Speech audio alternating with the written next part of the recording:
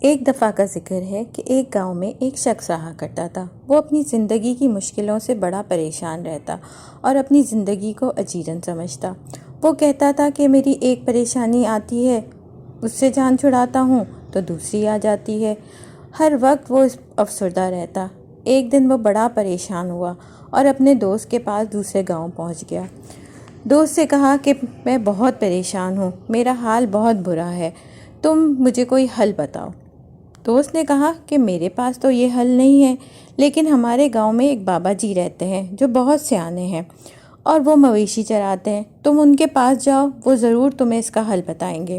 الغرض وہ بابا جی کو ڈھونڈتا ہوا ان کے گھر جا پہنچا۔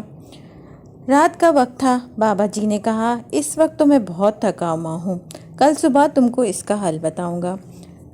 رات کے وقت تم میری مویشیوں کا دھیان رکھنا اور جب یہ بیٹھ کر سو جائیں تو تم بھی سو جانا۔ صبح تک یہ مویشیوں کو دیکھ بھال کرتا رہا، مگر کبھی ایک کھڑی ہوتی تو کبھی دوسری بیٹھ جاتی، دوسری کھڑی ہوتی تو تیسری بیٹھ جاتی۔ الغرض وہ اسی طرح رات گزار دیا، نہ وہ سو سکا۔ صبح جب بابا جی آئے تو بابا جی نے کہا کہ بیٹا تمہاری رات کیسی گزری؟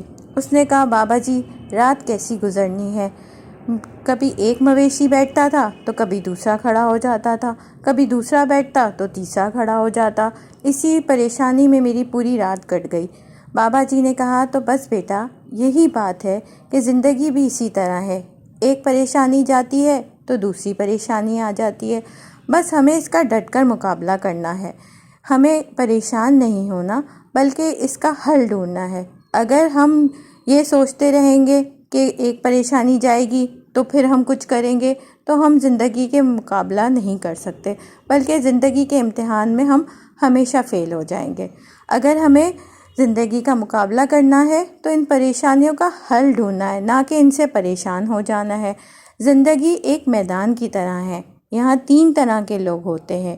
ایک وہ جو کھیلتے نہیں ہیں بلکہ باہر بیٹھ کر میدان میں کھیلنے والوں کا تماشا دیکھتے ہیں، یہ وہ لوگ ہوتے ہیں جو اپنی زندگی میں ہر وقت ناکام ہوتے ہیں۔ 2 جو لوگ ہوتے ہیں